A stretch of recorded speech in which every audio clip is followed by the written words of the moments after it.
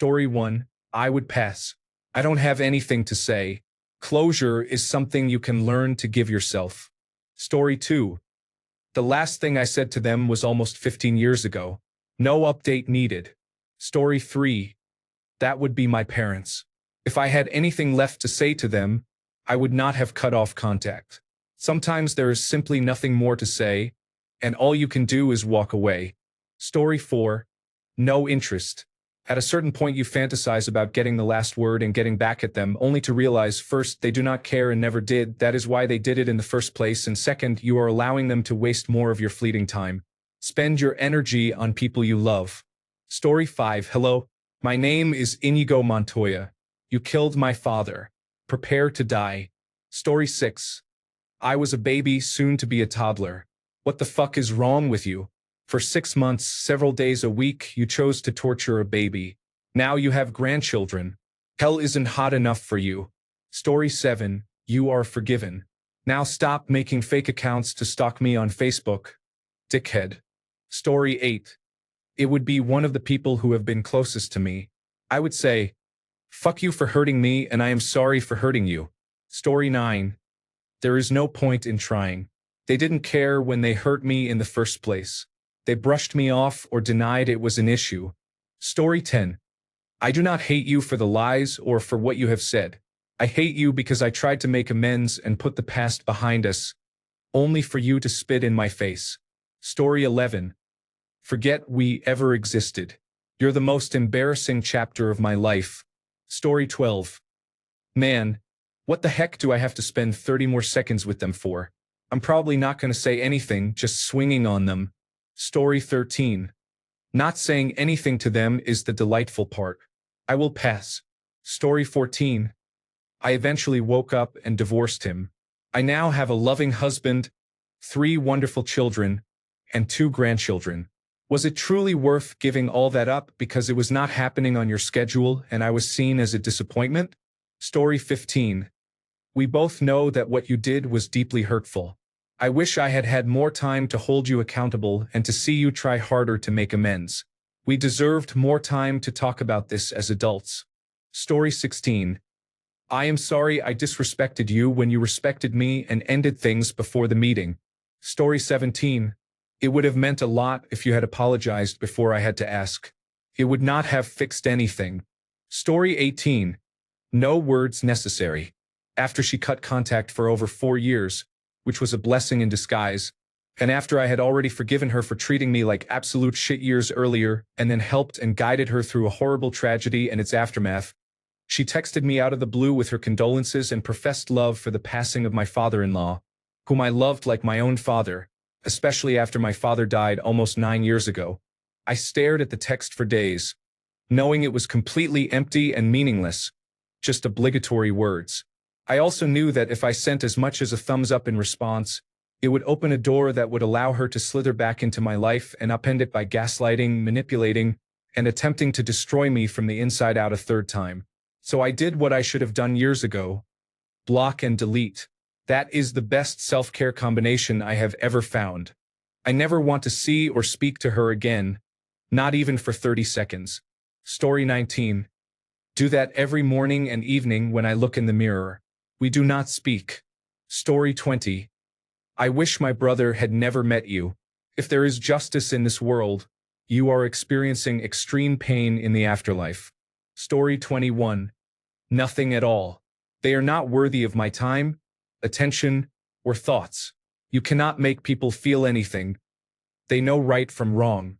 I do not allow people I do not respect to be in my life, and I will not give anyone the satisfaction of knowing they still bother me. I show them happiness, contentment, and indifference.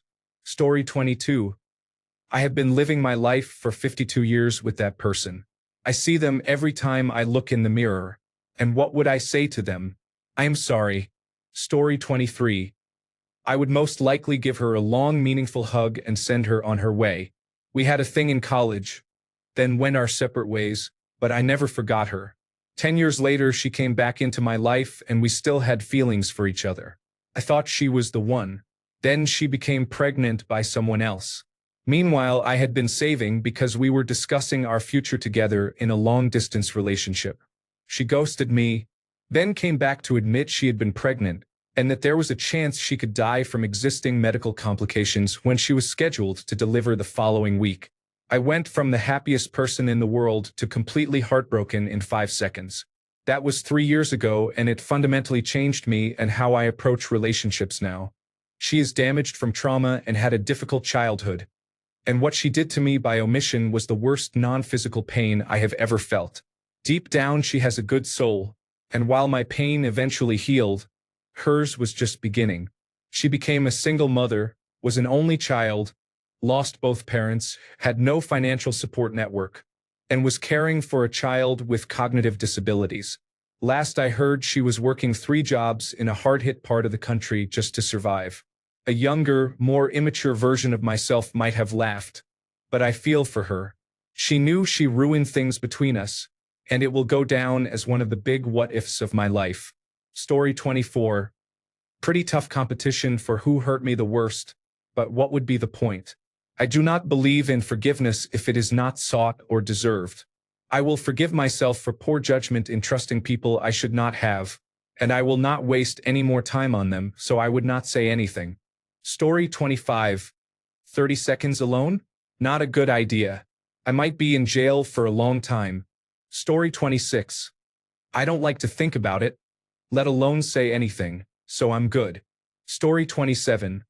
Genuinely, I'm sorry I made you think there was no other option than what you did, but I wish we could have talked about it. I'm glad you're happy.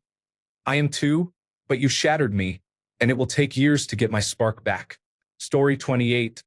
Look at me now. See what I've become and how much better my life is without you in it. Story 29. Nothing, because I don't expect him to tell the truth or admit everything he did wrong. Story 30. I would probably throw a plate at them if I am being completely honest. Story 31. Honestly, I would probably show them photos and videos of how much I have been growing as a person and then leave. Story 32. It is less about the words spoken between us and more that I simply wish I could hear his voice. My father was flawed, but he was my father. He died 15 years ago, and it is becoming hard to remember the sound of his voice. There are no recordings. I am terrified that one day I will realize I no longer remember what my father sounded like. That day is fast approaching. Story 33. To the person I liked most who did not reciprocate. Why was I not enough for you? Story 34. I'm not still hung up on you. It's so strange. I never do this. I don't miss you. Sometimes I just can't believe you happened. Story 35.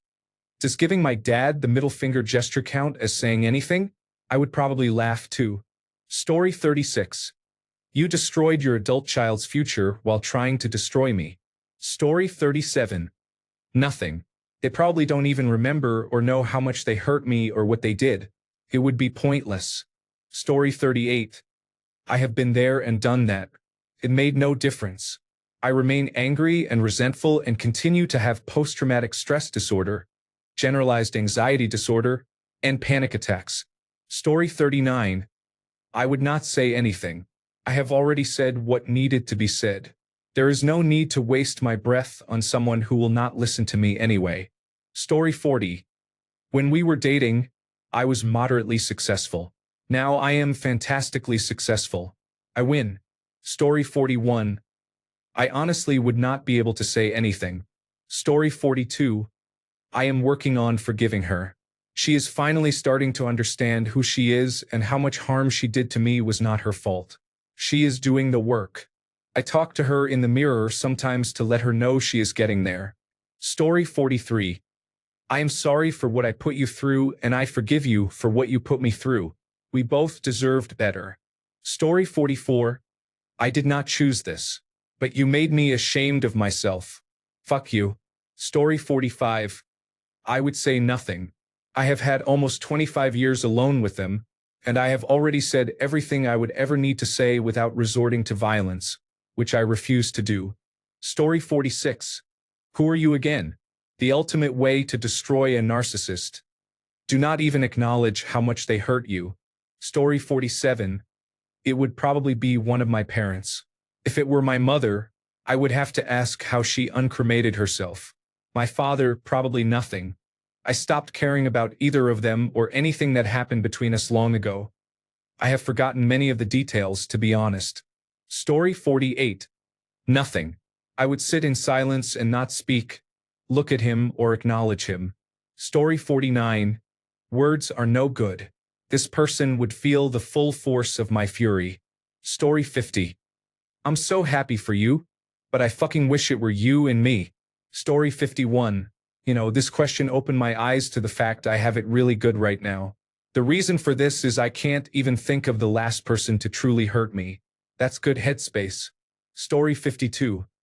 I never lie, and you know that, yet you believed your mother's lies about me. After 30 fucking years, I am done. That is what she wanted all along. Story 53. Nothing. They lack the empathy and emotional intelligence to absorb what I say. Story 54. Honestly, many years ago, I would have had a million things to ask. Now there is nothing for me to say. You can give those 30 seconds to someone else so they can have a minute. Story 55. I've got my closure. They're either dead or I've cut contact. Story 56. Are you okay? I would use the entire 30 seconds to say that, laughing out loud. Story 57. I used to want to speak up, but it backfired. Their mother spread lies about me to my adult children. I get along with them, but my relationship is only a fraction of what it could be if the truth were told. Story 58.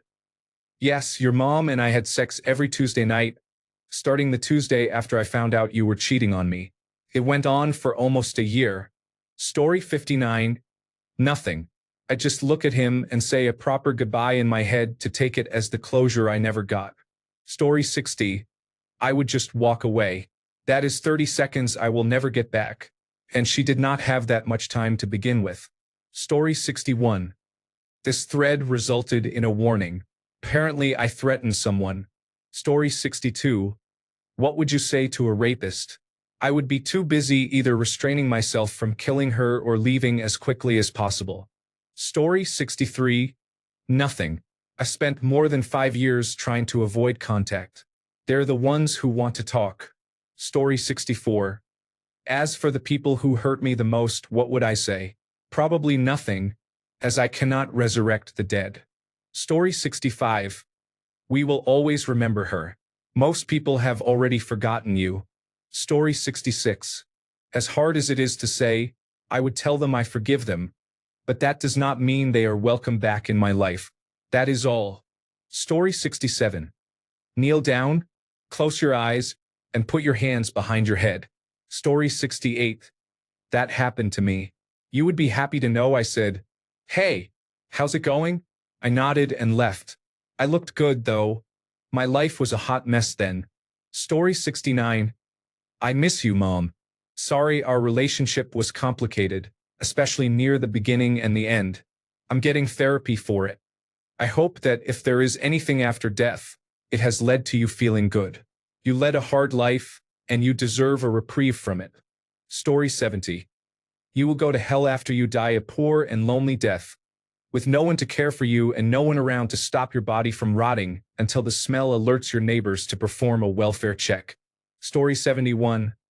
I'd probably just ask if they finally learned how to parallel park their emotions. Story 72. Remember that you have to live with yourself for your entire life. Treat yourself like someone you would want to share a life with. Stop being so hard on yourself. Story 73. He died several years ago. We were no longer together, and I felt no sorrow. He truly was an awful person. Story 74. It hurts, but I still care about you. I do not hate you for it, but things are no longer the same without you. Story 75. Hey, what's up? I'm glad you could make it. I've got it all planned out. This is going to be great. We're going to party like it's 1699, so I hope you didn't wear your best clothes. There will be about 4 horses tonight, a few ropes for you to swing on, a plow, some pigs, and maybe after the fun we will turn over the compost pile. Fortunately, my abuser is dead. Story 76. Because they are a zombie, I would probably have to shoot them. Story 77. Same thing I said the last time I saw him. I will always love you. I would need to walk away right after that. I do not need a response. Story 78. Nothing I say will get through to that person. They are so delusional that anything that does not match their idea of reality will not register. Story 79. If I said what I honestly wish I could say to his undoubtedly hellbound ghost, I would be downvoted into oblivion, and every mouthy critic speaking from a place of privilege stemming from their good or mildly dysfunctional family would come out of the woodwork to tell me how awful I am. So no, I do not think I will. Thanks for reminding me of the trauma, though. Story 80. That would be my mom. I do not speak to her. If I had to be near her for 30 seconds, I would stare at the ground. No amount of money would make me stay close to her. Story 81.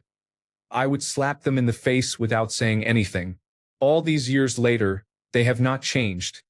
They remain the racist, mean-spirited person they were in their 20s. Story 82. I'm still in contact with the person who hurt me the most, and they know what they did. Years ago they apologized. I never expected that. The damage is done, but I cannot cut them off or stop loving them, and I will never have the relationship I wanted. With them, 30 seconds alone with them now and I would say nothing. I would hug them. I am lucky I have never been hurt in a way that made me want to cut someone out of my life, but I have had to set boundaries and feel pain a few times before realizing that. Story 83. I would skip what I want to say and instead say what I know would upset them the most. Pity you. Story 84. Such a good question. Immediately, so many thoughts come to mind, but I am suddenly flooded with mixed emotions. Story 85. They do not care. Nothing you say will change that. Some people are cruel and will be satisfied that you are still not over it. Once you accept this, you can make peace and move on. Story 86. I would say I forgive you. Carrying anger and hate will eat you up inside and poison your life. Forgiving them would free me to soar as high as I can. Story 87. I would not bother. My time is far too precious to waste on them. Story 88. What did you think that was called for? As if I have no feelings? Story 89. I understand, and it's okay. I hope things have been going better for you since then. Story 90. I already stand in front of the mirror every day.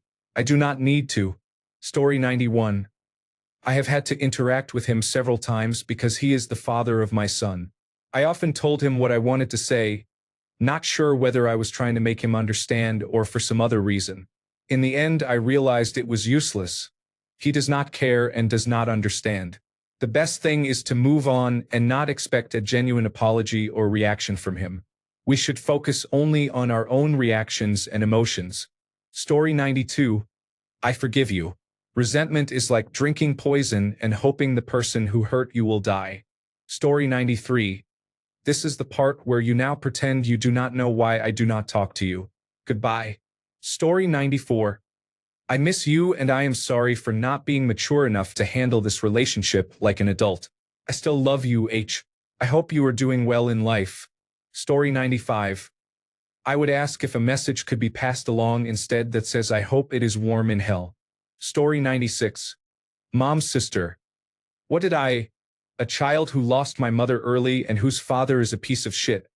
Do that caused you to hate me so much? Story 97. Ugh. I have all the time in the world to talk to them. I just have to look in the mirror. Story 98. I do not like being around rude people, so I would not waste my time. Story 99. I meant it when I said I'll love you forever. I know you don't like to talk about blame, but I also know it was my fault. I'm sorry. I love you. Story 100. I do not need 30 seconds. They are always by my side. It is me. I am the person who hurt me the most. Story 101.